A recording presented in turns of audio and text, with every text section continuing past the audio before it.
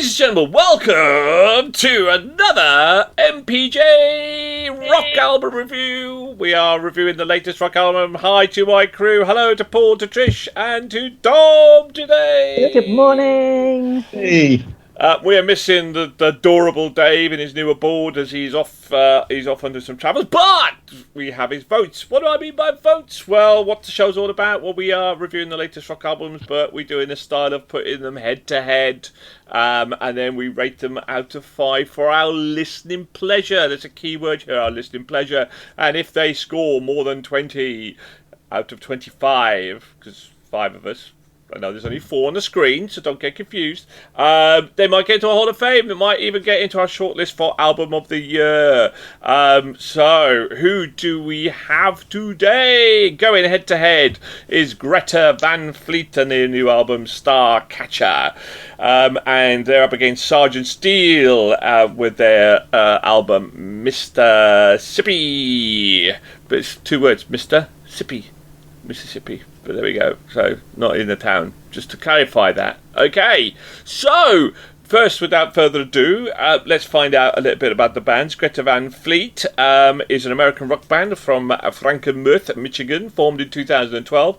It consists of the Keisha brothers, twins, Josh on vocals and Jake guitar, Sam on bass guitar and keyboards, and Danny Wagner on drums. The debut single, Highway Tune, topped the Billboard US mainstream rock and active charts in September 2017 for 4 weeks in a row. The debut full-length album, Anthem of Peaceful Army, was released in 2018 and topped the Billboard Rock Album charts in its first week after release. Dun, dun, dun. Right. Greta Van Fleet, make no bones about it.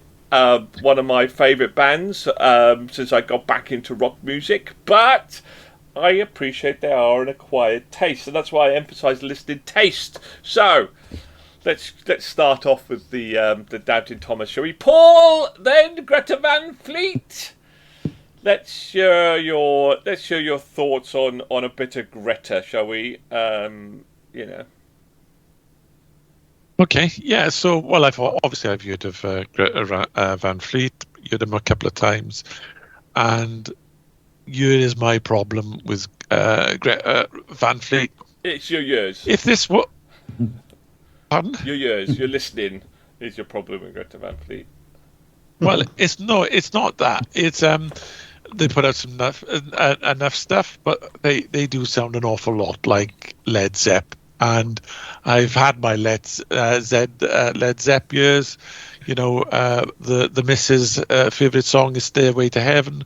Mine's "Kashmir," and Greta Van Fleet try and do something along the trippy lines along those, rather than A Whole Lot of Love or Mad or Black Dog.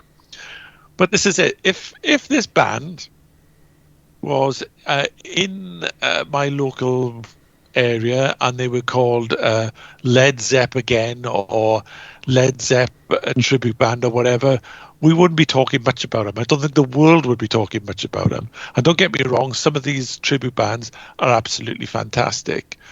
But the fact is, Greta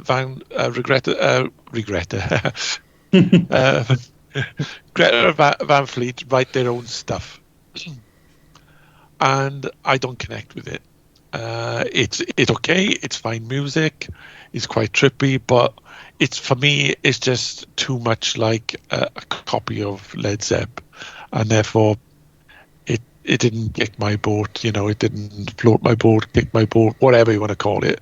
But I just didn't connect with it really. I listened to it a couple of times, just didn't connect. Okay, Dom, did it connect for you, my friend?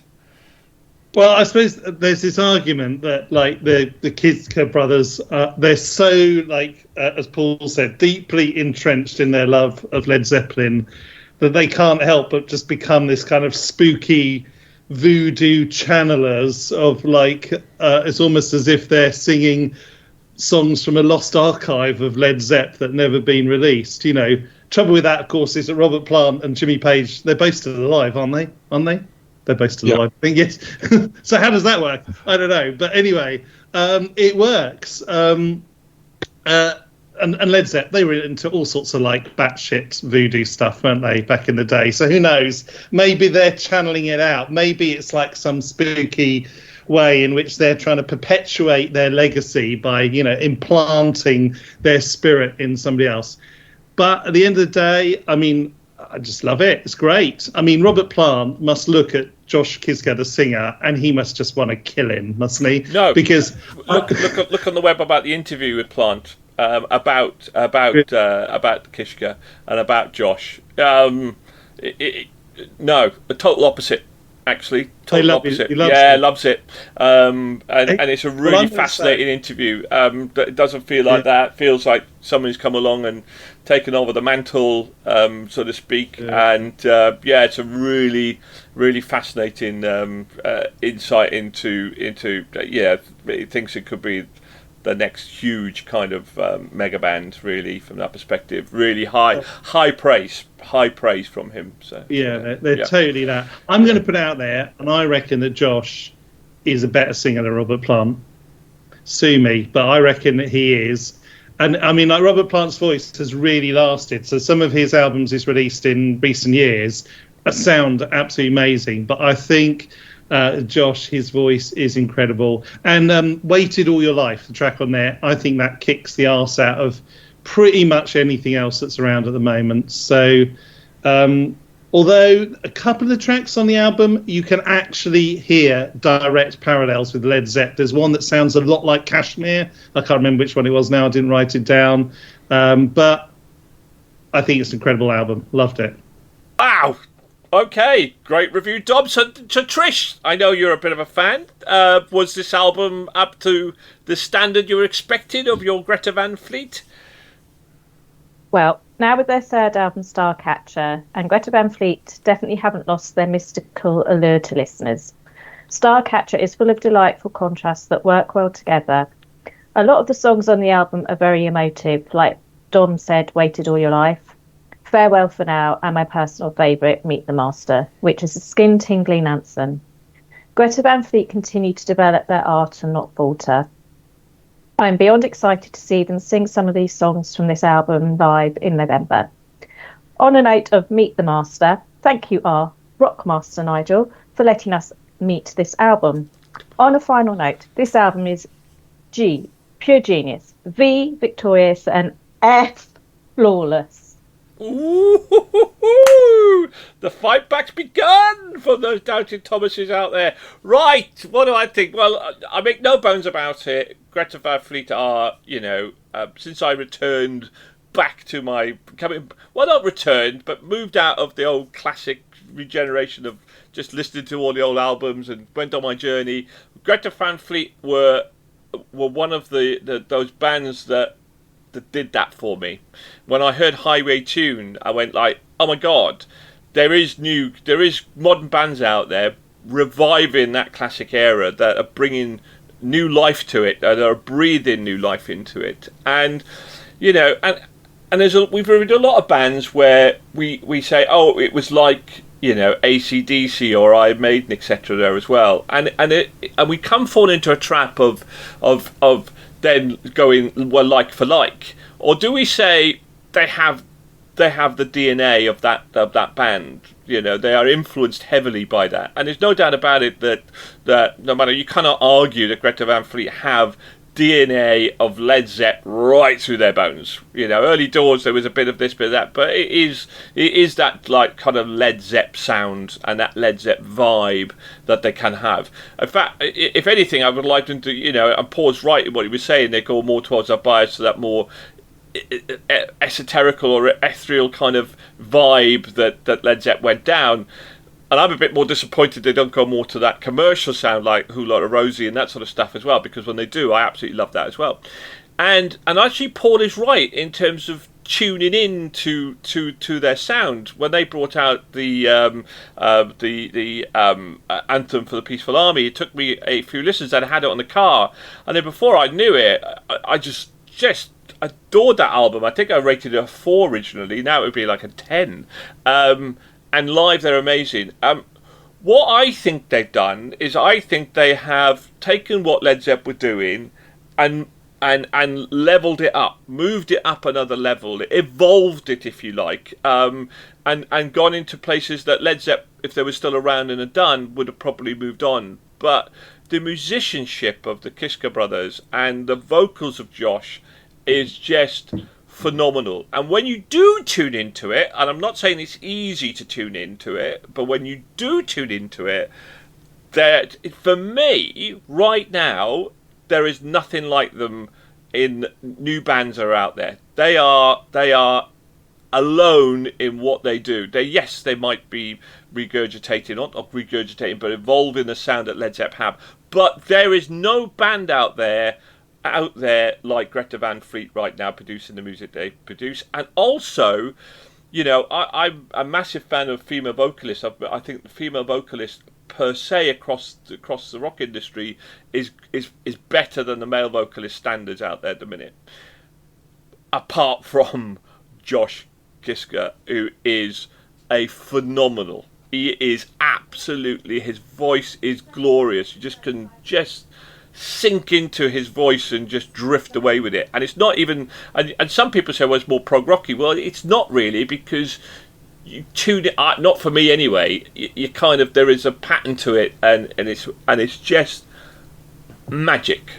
For me, it is just pure, unadulterated magic. The sound, but that's because I took the time after that second album to tune into it. So I appreciate exactly where kind of Paul's coming from. I really do. And I was in a similar boat when that first album came out, but then I tuned into it, and they are magical and phenomenal. So there we go. So yeah, okay. Paul, you were mentioning though that you did appreciate Josh's voice.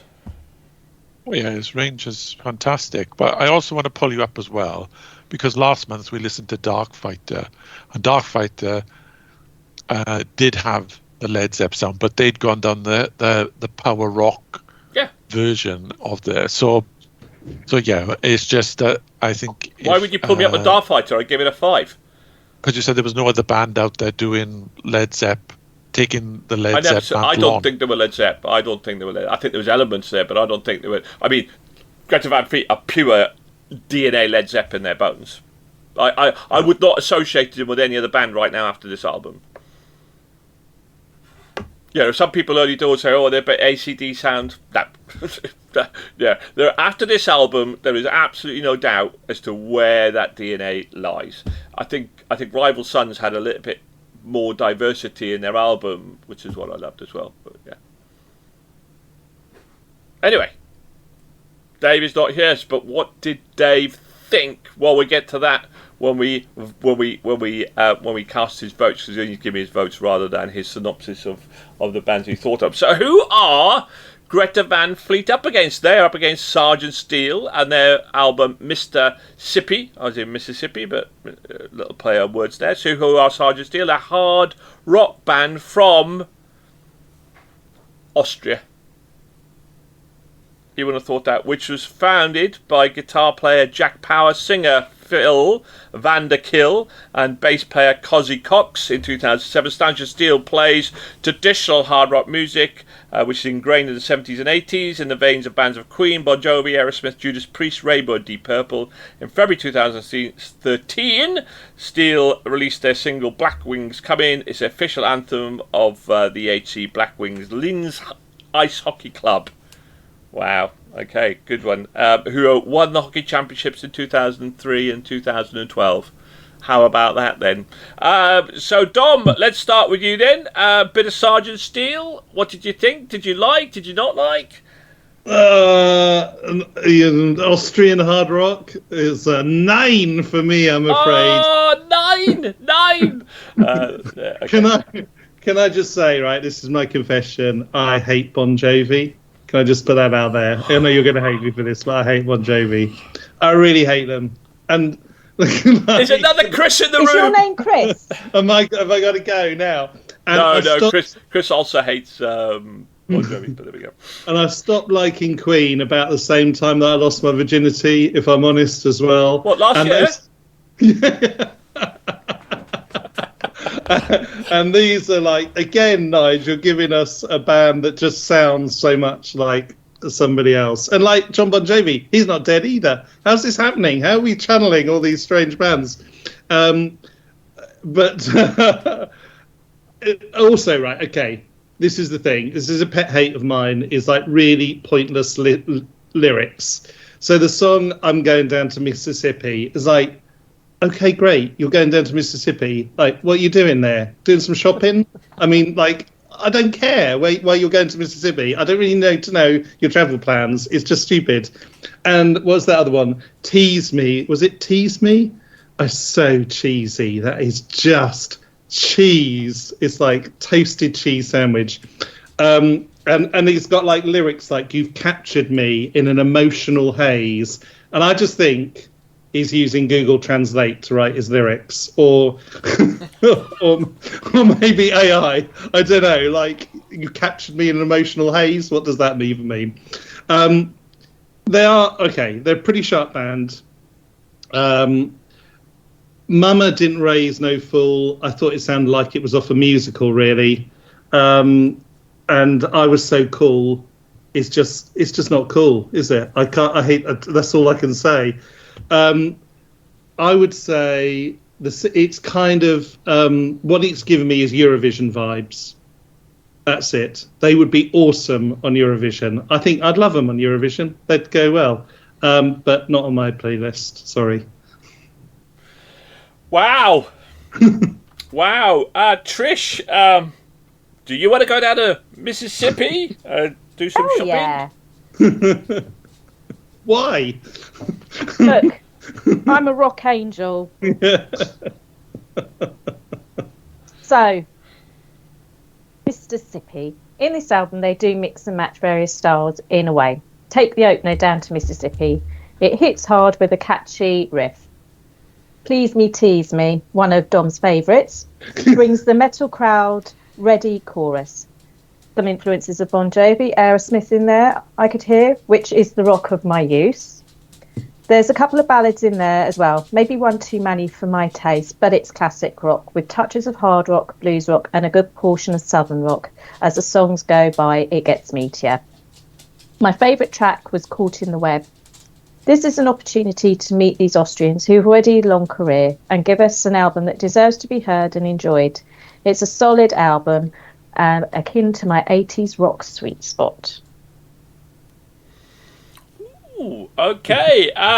Well, cheese on toast. Do you like cheese on toast? Is that? It's quite tasty, isn't it? Welsh rabbit. Yes, with a bit of Worcester sauce on it, maybe some beans. Oh yeah, top-notch stuff. But was Mississippi? Did it have its Worcester sauce, Paul? Did it have its Worcester sauce? Well, I'm going to take a little thing from Will, believe it or not. When you have a look at the album cover, you have this old redneck with clogs on a barrel of beer that's caught alight with a submachine gun shooting off. Just tell with a stack of Marshalls behind it, and just sums up the whole album. Really, it's all over the place, but it does blow your socks off at times. It's like Down to Mississippi is like, what the hell is this going on? Is this some tribute to ZZ Top? And then we have Please Me, Tease Me, which is a hard rock track, and that's the way it goes. It's all over the place, but I thoroughly enjoyed it. I really did enjoy it, especially after listening to the Led Zepp wannabes. So for me, this was definitely the pick of the two. So yeah, I really did enjoy it, and it's surprising that they are it isn't surprising that they're the top band in Austria. I haven't heard of another rock band in Austria, but all the top bands that go there seem to pick them up. Like Deep Purple and Scorpions. And so forth. I've had them as a support bands when they've gone through Austria, so they're known out there. But yeah, I enjoyed this album. Brilliant. Okay, I'm going to educate Dom here. Okay, Dom, when people say they're going down to Mississippi, it means they're going down a bloody party, mate. That's what they're going to do. Mississippi is the party hub. You know, that's what you think. Oh, I'm going down to Mississippi. It's a given. You're going to party. You're not going to shop. You're going down there to rock and roll and have a good time. That's going to Mississippi, mate. That is what it's about. Anyway, so first 2 tracks, Down to Mississippi, Please Me, Tease Me. Oh my God, blow your socks off. They had banjo, they had trumpets, they had sax, they had everything in there. And I'm going, wow, album of the year. It's going to blow my socks off. I love blues rocks. I love a little bit of saxophone. I love a bit of... Oh, I'm going, yes, come on, rock on.